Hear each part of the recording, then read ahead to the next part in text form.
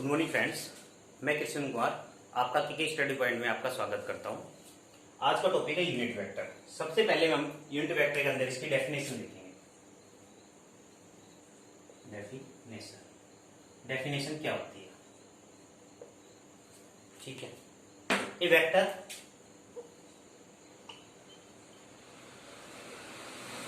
Divides by its own magnitude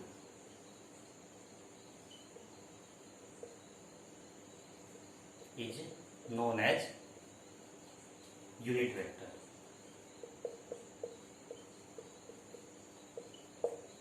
ठीक है कि कोई भी वेक्टर ले लिया हमने, लेट ए वेक्टर ले लिया।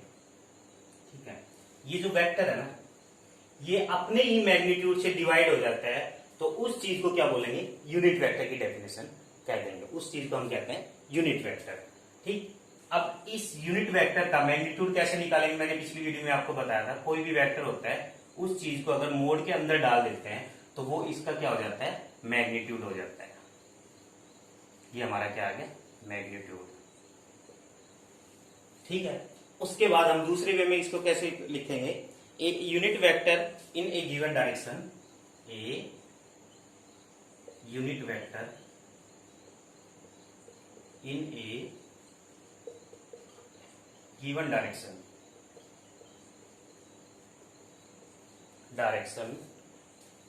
is a vector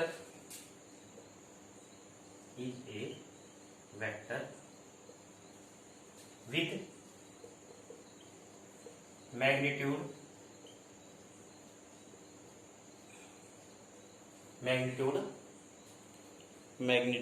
1 in that direction। 1 मतलब unity, 1 in that direction।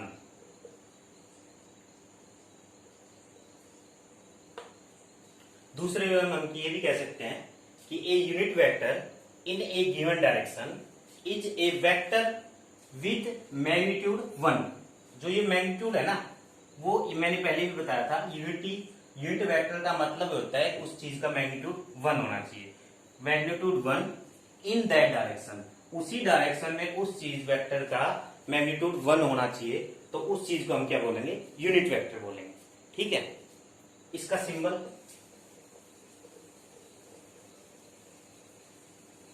Definition होगी हमारी।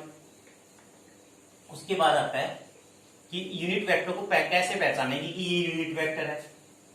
वेक्टर को तो पहचान लेंगे। मैंने पिछली वीडियो में बताया था कि अगर किसी भी क्वांटिटी के ऊपर अगर एरो का निशान आ जाए, तीर का निशान आ जाए, तो वो हमारा क्या कहलाता है? वेक्टर कहलाता है। जैसे ए के ऊपर, ठीक है, बी के ऊपर अगर ये तीर का निशान आ जाता है ना, तो ये हमारा क्या होता है? वेक्टर क्वांटिटी होती है। ठीक है, तो इस यूनिट वेक्टर हम कैसे पहचानेंगे, उसका सिंबल मैं आपको बताता हूं। सिंबल ऑफ यूनिट वेक्टर,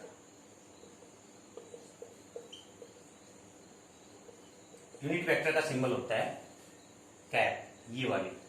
किसी भी वेक्टर की क्वांटिटी के ऊपर अगर ये वाली चीज आ जाती है, तो हम उस चीज को क्या बोलेंगे?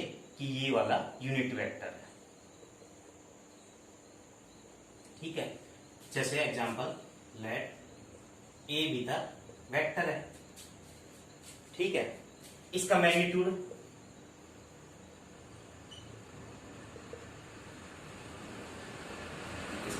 क्या है? मैंने आपको बता दिया है कि ये वेक्टर को मोड के अंदर डाल देते हैं, ये उसका हो गया मैग्नीट्यूड। ये तो वेक्टर हो गया, ये हो गया इसका मैग्नीट्यूड हो गया। ठीक है, तो यूनिट वेक्टर क्या होता है? उससे पहले मैं आपको बता देता हूं कि ये यूनिट वेक्टर हो जाता है कि a vector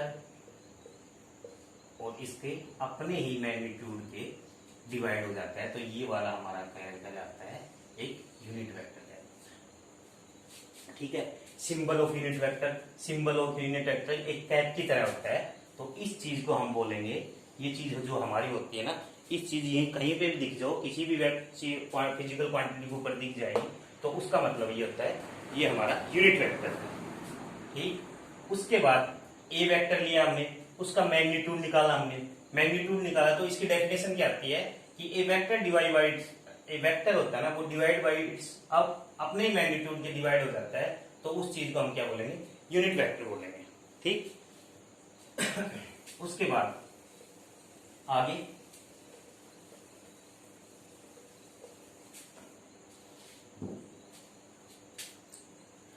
a unit vector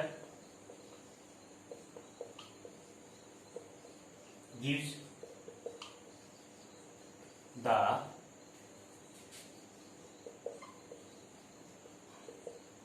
direction of vector. मतलब जो वेक्टर होता है ना, ये यूनिट वेक्टर होता है, वो हमें क्या बताता है कि वेक्टर की डायरेक्शन को शो करता है। ठीक है, उस चीज की डायरेक्शन को शो करता है। Unit vector, A unit vector give the direction of vector. ठीक, सबसे पहले मैं आपको बताऊं, वेक्टर होता है ना, वेक्टर, वेक्टर किसके बराबर होता है? वेक्टर बराबर होता है मैग्नीट्यूड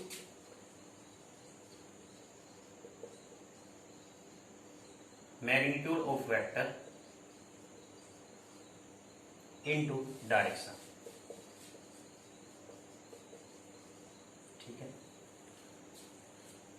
अब वेक्टर कोई भी ले लो, आप ए वेक्टर ले रखा है हमने, मान लो ए वेक्टर है, उसका मैग्नीट्यूड क्या होगा? ए वेक्टर को अगर हम मोड के अंदर डाल देते हैं तो ये उसकी होगी मैग्नीट्यूड।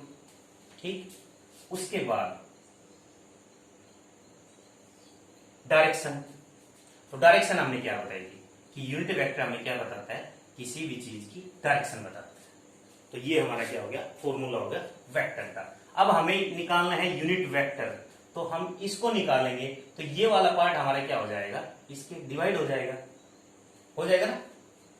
ठीक है, तो ये वाला पार्ट हमें क्या कर देते हैं, डिवाइड कर देते हैं। तो हमारा क्या होगा लास्ट के अंदर, जो ए यूनिट वेक्टर है वो किसके बराबर हो जाएगा, ये वाला पार्ट इसके डिवाइड में हो जाता है, ये वाला पार्ट तो एज इट इज, और अपॉन में ए वेक्टर का मैग्नीट्यूड।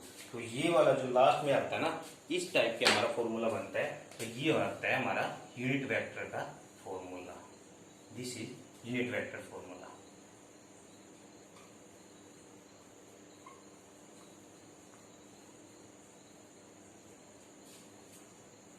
ठीक है, उसके बाद आता है इसका पर्पज क्या है। पर्पज मैंने ये बता दिया है कि a unit vector give the direction of vector, कि यूनिट वेक्टर हमारा होता है ना, वो किसी भी वेक्टर की डायरेक्शन को शो करता है, ये उसका है पर्पज। अब unit vector give the direction of vector. अब यूनिट वेक्टर की टाइप्स,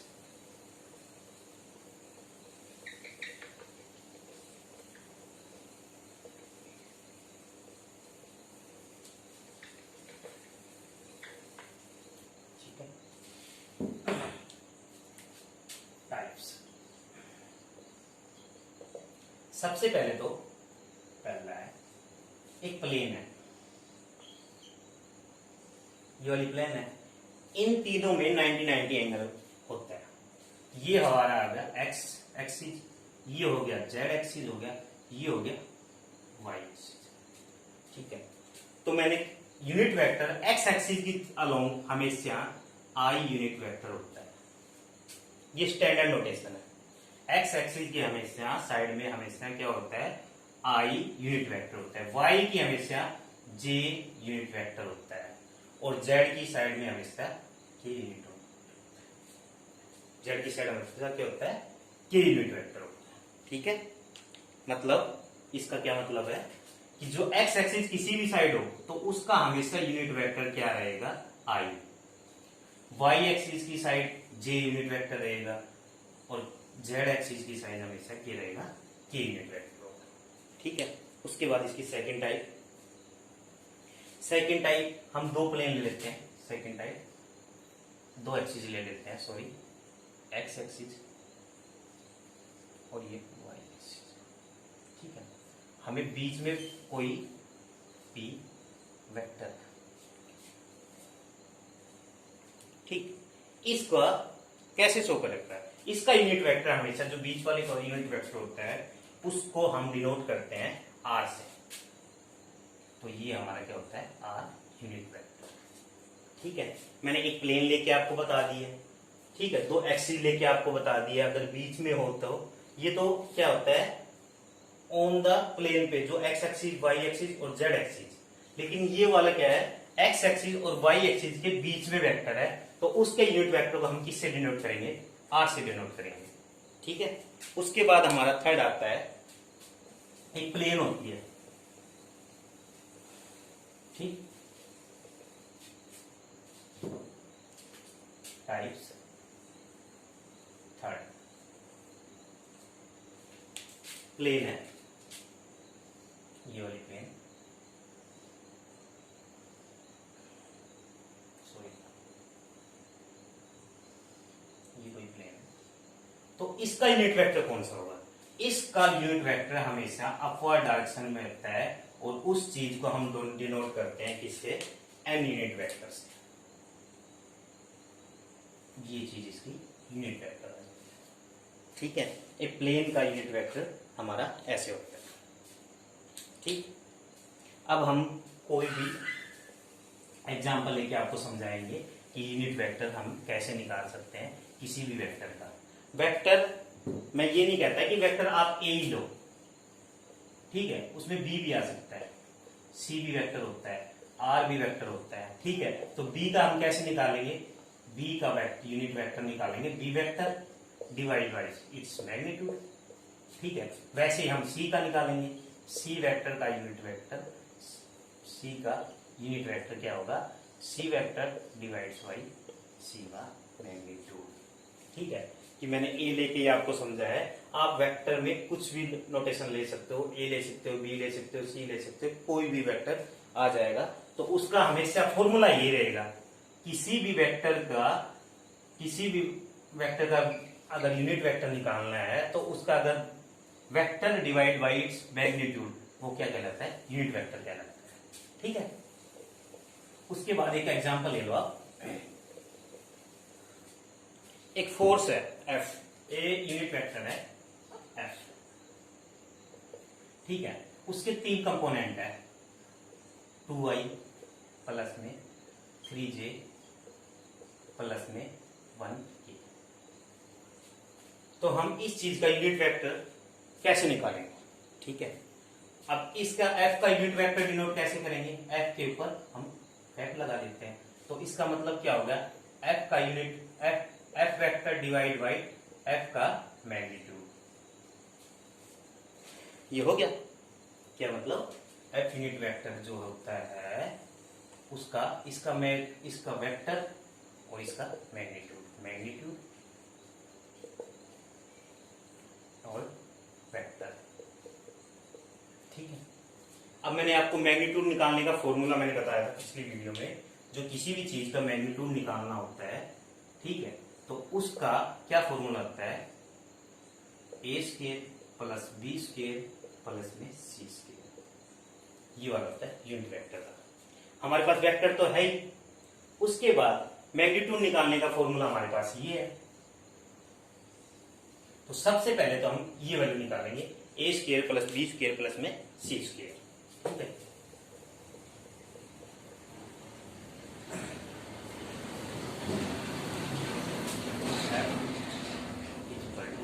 मैग्नीट्यूड निकालना है। तो यहाँ पे ए स्क्वायर, ए होता है ये, बी होता है ये, और सी होता है ये। ठीक है, तो 2 का स्क्वायर प्लस 3 का स्क्वायर प्लस 1 का स्क्वायर। ठीक, तो एफ हमारा क्या होगा, 4 प्लस 9 प्लस 1 अनरूट। तो एफ हमारा क्या आ गया, 10 अनरूट। ठीक है, तो ये वैल्यू हमारी क्या आएगी, मैग्नीट्यूड की वैल्यू आ गई। ठीक, अब मैग्नीट्यूड की वैल्यू आ गई, हमारे पास वेक्टर है, तो हम यूनिट वेक्टर नहीं निकाल सकते। ठीक, जैसे यूनिट वेक्टर है, सॉरी एफ है, एफ यूनिट वेक्टर है, यूनिट वेक्टर है, इसका क्या निकाल सकते हैं हम, पहले तो एफ वेक्टर, मैं मिटा ही देता हूँ इसको, थोड़ा भी कर देता हूँ। उसके बाद इसका एफ की वैल्यू आप याद रखना, हमारे पास क्या था, एफ यूनिट वेक्टर था 2i प्लस में 3j प्लस में 1k, ठीक है। और हमारा एफ मैग्नीट्यूड का वैल्यू क्या आई थी, हमारी आई थी √10, ये वैल्यू आई थी। अब हम जानते हैं कि f unit vector is equal to f vector divide by magnitude. तो हमारे पास ये वैल्यू है, ये वैल्यू है, तो ये वैल्यू हम आराम से निकाल सकते हैं। अब लिख दो आगे, is equal to 2i plus 3j plus k upon में 10। तो ये हमारी क्या होगी, एक यूनिट वेक्टर की वैल्यू आ गई। F unit vector is equal to, हम इनको अलग अलग कर देते हैं, अपॉन में √10 प्लस 3j अपॉन में √10 प्लस k अपॉन में √10। तो ये वाली जो हमारी वैल्यू आई है ना, ये वाली वैल्यू, ठीक है, ये वाली वैल्यू, तो ये वाली वैल्यू हमारी क्या आएगी, एक एफ की यूनिट वेक्टर की वैल्यू आएगी, ठीक है। थैंक यू, आज के लिए इतना ही टॉपिक था। मैं आपसे यही कहूंगा कि आप वीडियो को पूरी देखें और लाइक और सब्सक्राइब प्लीज जरूर करें, जिससे मेरा कॉन्फिडेंस और बढ़े।